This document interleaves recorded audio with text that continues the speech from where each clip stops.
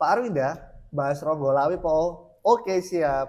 Bayangin, kamu sudah berjasa besar mendirikan sebuah kerajaan besar, tapi ketika kerajaan itu sudah berdiri, justru kamu tidak dipercaya memegang jabatan paling tertinggi.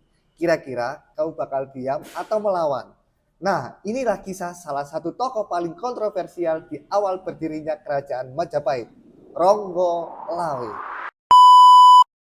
Ronggolawe atau sering juga disebut Ranggalawe adalah putra dari Arya Wiraraja, penguasa Sumeneb di Madura yang menjadi sekutu penting dalam berdirinya kerajaan Majapahit bersama Raden Wijaya sekitar tahun 1293.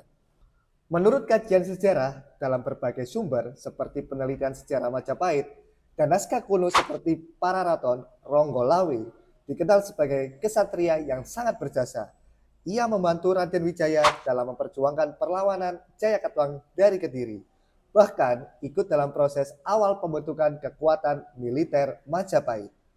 Sebagai bentuk penghargaan atas jasanya, Ronggolawe kemudian diangkat menjadi penguasa Tuban, sebuah pelabuhan penting di pesisir utara Pulau Jawa yang sangat strategis dalam perdagangan dan juga militernya.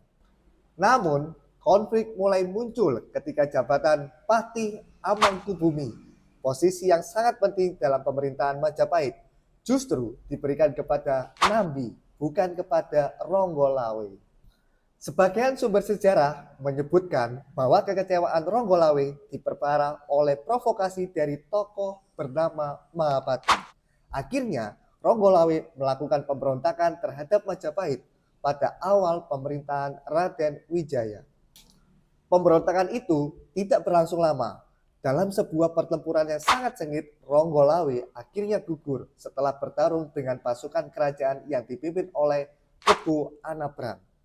Meski dalam sejarah ia sering disebut sebagai pemberontak, banyak kajian sejarah modern melihat Ronggolawe sebagai tokoh yang juga memiliki nilai kepahlawanan seperti keberanian, tanggung jawab, dan juga kesetiaan kepada prinsipnya. Jadi, kisah Ronggolawe ini sebenarnya mengajarkan kita satu hal penting dalam sejarah. Tokoh besar tidak selalu hitam ataupun putih. Kadang mereka bisa menjadi pahlawan sekaligus pemberontak dalam cerita yang sama. Dan mungkin tanpa konflik seperti ini, perjalanan sejarah Majapahit tidak akan pernah sekompleks dan semenarik yang kita pelajari hari ini. Jangan lupa like, follow, dan share ya.